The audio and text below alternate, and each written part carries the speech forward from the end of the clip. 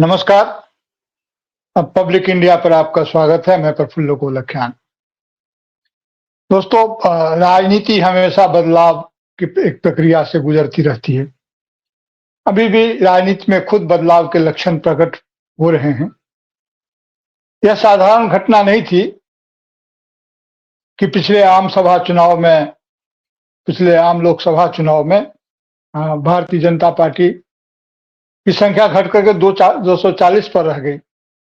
यह एक बहुत बड़ी घटना थी और इससे भारतीय राजनीति में बदलाव की शुरुआत हुई थी, जो कई विधानसभा चुनावों के साथ दिखाई दी। उसमें उतार-चढ़ाव आते रहे, लेकिन लक्ष्य अगला लोकसभा चुनाव है।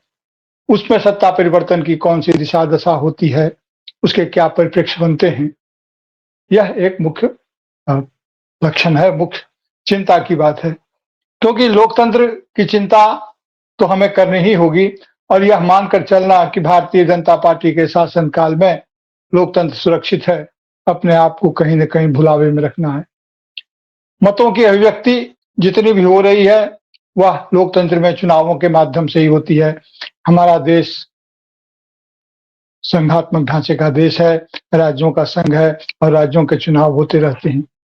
कई मिश्रित परिणाम आए हैं, जो निश्चित रूप से उन्हें लगता है कि ये भारतीय जनता पार्टी जो 240 के झटके से उभरने की स्थिति में आ गई है। अभी महाकुंभ वगैरह भी हो गया और अब सामने बिहार विधानसभा का चुनाव है। बिहार विधानसभा के चुनाव से एक जबरदस्त राजनीतिक इच्छा आकांक्षा हमारी बनी हुई है कि इस चुनाव के परिणाम हमारे जीवन को, हमारी राज्य व्यवस्था को निश्चित रूप से बदलेंगे। बिहार में एक नए तरह का समीकरण प्रारंभ हो रहा है। आप देखें कि जब इमरजेंसी लगी थी, तो इमरजेंसी विरोध की पूरी ताकत के साथ जो राजनीति शुरू हुई, वह बिहार से शुरू हुई थी और उस इमरजेंसी के लगने के जो कारण थे, उसके विरोध के जो कारण थे, वे हम सभी जानते हैं। किसी भी कीमत पर इमरजेंसी का समर्थन तो नहीं किया जा सकता है, क्योंकि लोकतंत्र की रक्षा हर हाल में सबसे जरूरी और पहला कर्तव्य है।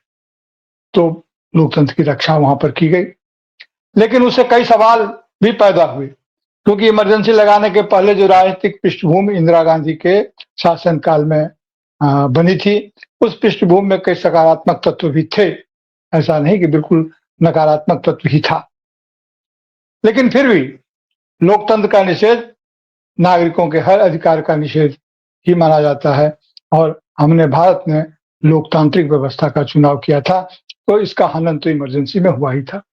इमरजेंसी विरोध की राजनीति से दो रत्न निकले बिहार में, खासकर तो जयप्रकाश नारायण जी का जो आंदोलन हुआ था, उसमें से श्री लालू प्रसाद यादव जी और दूसरे नीतीश कुमार जी। सुशील कुमार मोदी जो अब नहीं रहे, वह भी इसी आंदोलन से आए थे और बहुत सारे लोग आए थे। पूरी राजनीतिक पूरा वातावरण बदल गया था। इस बीच में यह हुआ है कि हमारे राजनेताओं ने भाषा का संयम बिगाड़ दिया है। भाषा इतनी तरह से बिगड़ गई है, जो बदलाव की पहली सूचना देती है कि उसका जितनी उसकी भर्त्सना की जाए, जितनी निंदा की जाए, उतना ही कम है। नफरती माहौल फैलाने के लिए भाषा का इस्तेमाल किया जाता है। भाषा एक सुसंगत सामाजिक प्रणाली है, एक जिसके चलते मनुष्य मनुष्य बन पड़ा है। अगर सुसंगत भाषा नहीं होती, सुसंगत भाषा जो सुसंगत कार्य प्रणाली का संकेत देती है, वो अगर नहीं होती, तो मनुष्य के मनुष्य बनने में बहुत सारी कठिनाइयां थी। तो इधर काफी भाषा भी बदल रही है और उसमें ऐसे तत्व घुस रहे हैं जो सामाजिक संबंधों में व्यवधान खड़ा करते हैं। हम देखते हैं कि इधर जो हमारी सांस्कृतिक अराजकता की स्थिति है, तो वह भी जो पूंजीवाद और जो जिसे कहते हैं कि गैर बराबरी वाले समाज की जो कल्पना करते हैं, उनके लिए सांस्कृतिक अराजकता का बड़ा महत्व होता है। वे उसे औजार की तरह उसका इस्तेमाल करते हैं। तो एक तरह की सांस्कृतिक अराजकता का हमारे चारों तरफ फैलाव हो रहा है। आप देख रहे हैं कि किस तरह से बार-बार वो समस्याएं खड़ी होती है। छोटे-छोटे मुद्दे पर छोटी-छोटी घटनाएं पूरे देश में होते रहती हैं। हर घटना तो मुख्य समाचार नहीं बन पाती है, ना हम लोग उसको देख पाते हैं और न समझ पाते हैं। अभी बिहार के झारखंड के बल्कि झारखंड के हजारीबाग जिले के इचाक में महाशिवरात्रि के अवसर पर लाउड स्पीकर लगाने को लेकर के कुछ द्वंद्व हुआ, कुछ घटनाएँ हुई। इस तरह की छोटी-छोटी घटनाएँ हमारे चारों तरफ होती रहती है, जो बदलाव की सूचना देती है। इस इमरजेंसी विरोध के बाद जो राजनीति में बदलाव आया, वो देखें कि अभी बिहार मंत्रिमंडल का विस्तार हुआ है। वही तत्काल की बात करें तो बिहार मंत्रिमंडल का विस्तार हुआ है, इसमें 6 नए मंत्री जोड़े गए हैं और एक मंत्री ने तो इस्तीफा दिया था, तो उनकी जगह पर फिर आए हैं और ये सभी के सभी भारतीय जनता पार्टी के हैं। लोग सवाल उठा रहे हैं कि इतने दिनों में ये मंत्री क्या कर लेंगे, क्यों इन्हें जोड़ा गया है, मंत्रिमंडल में लाया गया है। सवाल यह नहीं है कि ये क्या कर लेंगे, सवाल यह है कि 5 साल तक जो लगातार मंत्री रहते हैं, वही अपने विभागों को कितना जानते हैं, अपने विभागों की चिंताओं को कितना संतुष्ट कर पाते हैं, उनसे कितना सामाजिक परिवर्तन या सामाजिक व्यवहार में उसका आचरण कर पाते हैं, सवाल यह भी है। इन्हें लाया गया इसलिए कि सामाजिक रुतबा और संतुलन हो और यह दिखाया जा सके कि नीतीश कुमार की राजनीति पर, जो कि घटक दल है, भारतीय जनता पार्टी का पूर्ण कंट्रोल है, क्योंकि वे बताना चाहते हैं कि वे सिर्फ फर्जी से मुख्यमंत्री ही नहीं बनाते हैं, बल्कि फर्जी से मंत्रियों का भी चयन करते हैं और उन्हें मंत्रिमंडल में शामिल करवाते हैं। पहला तो ये है कि इससे जनता दल यूनाइटेड के कार्यकर्ताओं में कितनी हताशा हुई होगी, इसे हम पढ़ सकते हैं। ये आगामी चुनाव के बाद जो आगामी स्थिति बनेगी, उसके लिए ये अपना सब तामझाम ये किया जा रहा है और इसमें सामाजिक न्याय यानी कि प्रतिभागिता देकर के, सहभागिता देकर के, जातिवार सहभागिताओं का ख्याल रख करके ये किया जा रहा है, ऐसा बताया जाता है। सिर्फ सत्ता में जातिवार सहभागिता से बात तो पूरी नहीं बनती है, लेकिन चलिए फिर भी कुछ तो किया इस मामले में मान सकते हैं। लेकिन असल बात यह है कि पिछले दिनों ऐसी खबरें आ रही है कि नीतीश कुमार के जो अब तक जो उनकी जो राजनीति बदल रही है, नीतीश कुमार जी ने कभी वंश परंपरा की राजनीति नहीं की, कभी अपने परिवारवाद की चिंता नहीं की। उन्होंने अपने परिवार की राजनीति में उनके गुलाने की बात नहीं कही, बल्कि कई कारणों से, व्यक्तिगत कारण भी होंगे, कई कारणों से उनके जो पुत्र निशांत कुमार हैं, अपने कई अधिकारों से वे कुछ उनको वंचित भी रहना पड़ा, ऐसा भी कहा जाता है। उनको कभी भी प्रकाश में नहीं लाया गया या वो नहीं आए, लेकिन अभी काफ़ी सक्रिय हो गए हैं। अभी प्रधानमंत्री का जब दौरा हुआ था, दौरा होने के बाद जब निशांत कुमार उनका नाम है, तो निशांत जी ने जब कहा और ये कहा कि एनडीए को चाहिए कि उनके पिता को यानी नीतीश कुमार को चुनाव के पहले ही मुख्यमंत्री का चेहरा घोषित कर दिया जाए। यह बहुत ही विडंबना है कि जो आदमी 25 साल से मुख्यमंत्री है, अब वह मुख्यमंत्री का चेहरा बनाए जाने के लिए संघर्ष कर रहा है या कहीं से बात इस तरह की उठाई जा रही है। वे तो मुख्यमंत्री के चेहरा थे, लेकिन इस बात की कोई गारंटी नहीं है कि जब चुनाव हो जाएंगे और जो बहुमत प्राप्त होगा, अगर बहुमत प्राप्त होगा एनडीए को, तो नीतीश कुमार को ही मुख्यमंत्री बनाया जाएगा। अब नीतीश कुमार जी के सामने लक्ष्य यह नहीं है कि वे मुख्यमंत्री बने, बल्कि उनके सामने लक्ष्य यह है कि किसी प्रकार से अपने पुत्र को राजनीति में एडजस्ट करें, समायोजित करें और उनकी राजनीति चल निकले। और यह स्वाभाविक बात है। आज के स्थिति को देखते हुए यह तो माना जा सकता है कि राजनीति में वंश परंपरा का स्वागत नहीं किया जाना चाहिए, परिवारवाद का स्वागत नहीं किया जाना चाहिए, लेकिन जो परिस्थितियां अभी बनी है चारों तरफ, वह तो उसकी व्यावहारिकता यह कहती है कि नहीं, उसे स्वीकार कर लिया जाना चाहिए। जब हम व्यक्तिगत संपत्ति के उत्तराधिकार की बात करते हैं, जब माता पिता की स्थिति लाभ उनकी संतति को मिलता है, तो जाहिर है कि यहाँ भी वो बढ़त मिलेगी ही, इसकी एक स्वाभाविकता सी आ गई है। और इसके लिए उदाहरण दिया जाता है गांधी परिवार का, यानी राहुल गांधी का। इस समय में राहुल गांधी या गांधी परिवार को देखें तो सिर्फ राजीव गांधी को छोड़ करके और कोई ऐसा सदस्य नहीं रहा है जो बिना राजनीतिक संघर्ष के सीधे सीधे विरासतदार होने के कारण वहां पर पहुंच पाया है। हाँ, ये जरूर है कि उससे उसको एक बढ़त मिलती है। जैसी भी परिस्थिति है, हमें इस बात को स्वीकार करना चाहिए कि निशांत कुमार को अगर वो राजनीति में लाते हैं तो उसका स्वागत ही किया जाना चाहिए, क्योंकि अभी की जो राजनीतिक व्यावहारिकता है उसमें वही बात है। क्योंकि नीतीश कुमार जी के बाद उनके जो सामाजिक सामुदायिक जो समर्थन है, जो उनका अस्थायी या कह लें कि 25 साल से लगातार जो उनको साथ दे रहा है।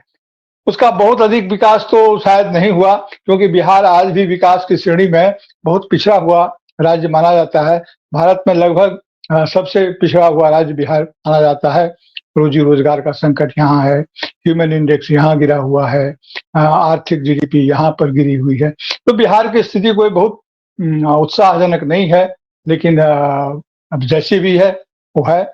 भले ही प्रधानमंत्री कहें कि बिहार का हम यह कर देंगे, वह कर देंगे, भले ही मुख्यमंत्री पद पर आसीन नीतीश कुमार ये कहें, बिहार में बहुत हो रहा है जी, तो वो जो बहुत हो रहा है, वह समाज पर तो दिखता नहीं है। लेकिन अभी उनकी चिंता ये है, अब सवाल ये है कि एनडीए में रह करके, एनडीए के साथ चुनाव लड़ करके और जो नीतीश कुमार जी अपनी उस आकांक्षा को पूरी कर पाएँगे या नहीं? ऐसा लग रहा है कि निशांत कुमार की स्वाभाविक संगति भारतीय जनता पार्टी की वैचारिकी से नहीं होगी, जो कि जनता दल यूनाइटेड की भी नहीं है। क्योंकि जब आप गठबंधन बनते हैं, तो गठबंधन एक खास उद्देश्य के लिए, और यहाँ कहें तो वह उद्देश्य सत्ता होती है। सत्ता के लिए एक अस्थायी व्यवस्था होती है, एक अरेंजमेंट होता है, जिसके तहत आप उसमें शामिल होते हैं। लेकिन आपका वैचारिक संदर्भ तो उससे पूरा का पूरा नहीं मिलता, ये तो सभी जानते हैं। लेकिन सवाल ये है कि अगर निशांत कुमार जी इस राजनीति में स्थापित होते हैं, तो बिहार की राजनीति में निश्चित रूप से बहुत बड़ा परिवर्तन हो जाएगा। वो परिवर्तन क्या है? क्योंकि समाजवादी विचारधारा के वाहक, उनकी विचारधारा से निकले हुए जो लोग हैं, लालू प्रसाद यादव जी अब लगभग राजनीति से रिटायर ही हो रहे हैं। उनके वक्तव्य बीच-बीच में आते हैं, वे महत्वपूर्ण रहता है, बने रहेंगे। उसी प्रकार नीतीश कुमार जी भी अपने स्वास्थ्य कारणों से अगर राजनीति में उतना सक्रिय नहीं रह पाते हैं, तो पूरी की पूरी समाजवादी विचारधारा ही ऐसा लगता है कि वह एक विरासत विहीनता या उसको आगे ले जाने वाले लोग नहीं रहेंगे। अब सवाल यह उठता है कि क्या ये सचमुच सामाजिक विचारधारा को, समाजवादी विचारधारा को आगे ले जा पा रहे हैं?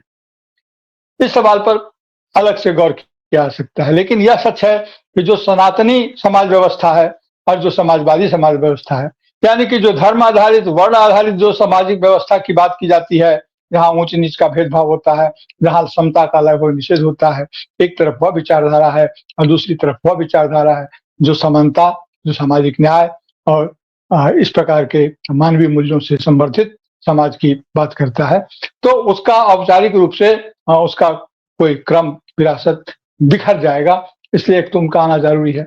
उधर हम देखते हैं कि अगर ये स्थापित हो जाते हैं, तो बिहार में जो सामाजिक न्याय से निकले हुए जो 3 हैं, हम रामविलास पासवान जी को अक्सर भूल जाते हैं।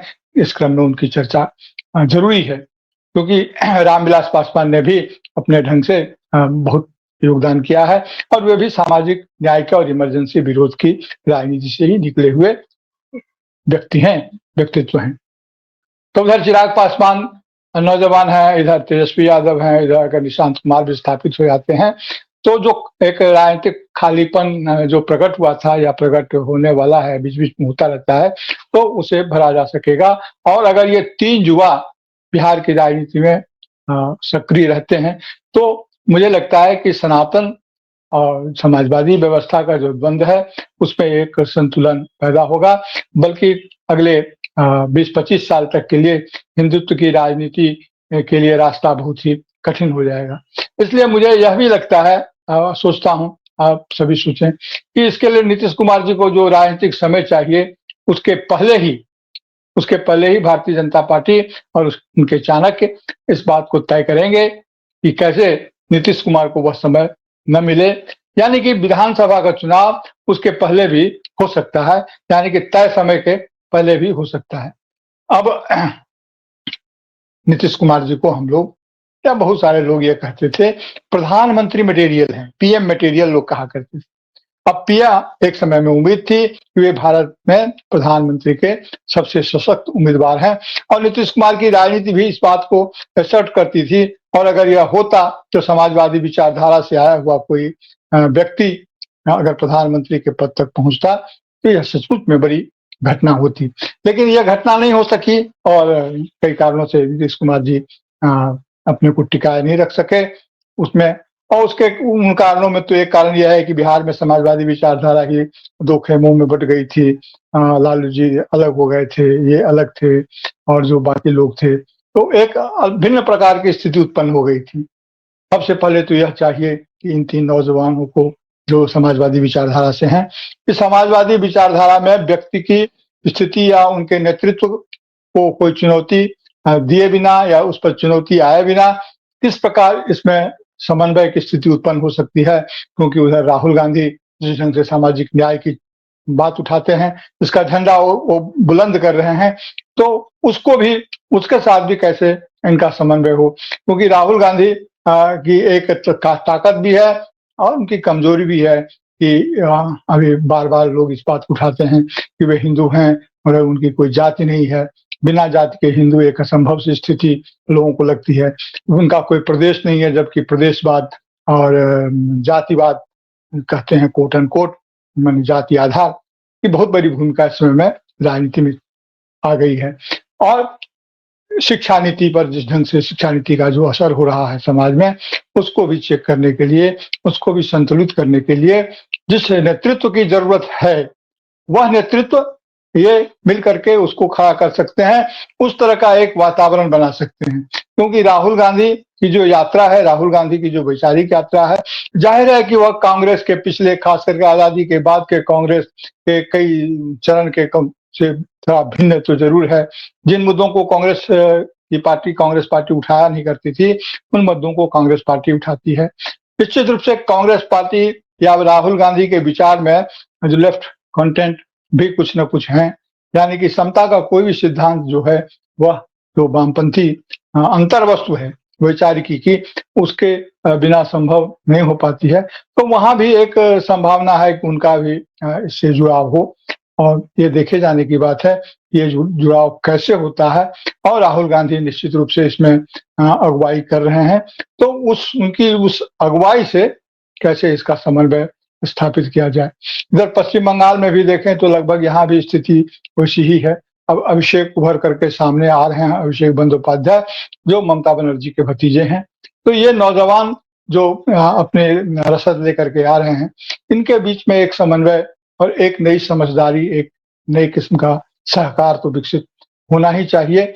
वह बदलती हुई राजनीति के पर्यावरण को ठीक ढंग से संबोधित कर पाएँगे और भारत के अधूरे सपनों को भी थोड़ा देख पाएँगे। आज की तारीख में सत्ता की राजनीति से यह उम्मीद करना कि वह सचमुच में न्याय का वातावरण बना देगी, लेकिन सब कुछ आदर्श हो जाएगा, आदर्श स्थिति होगी, ऐसा मानना तो ठीक नहीं है।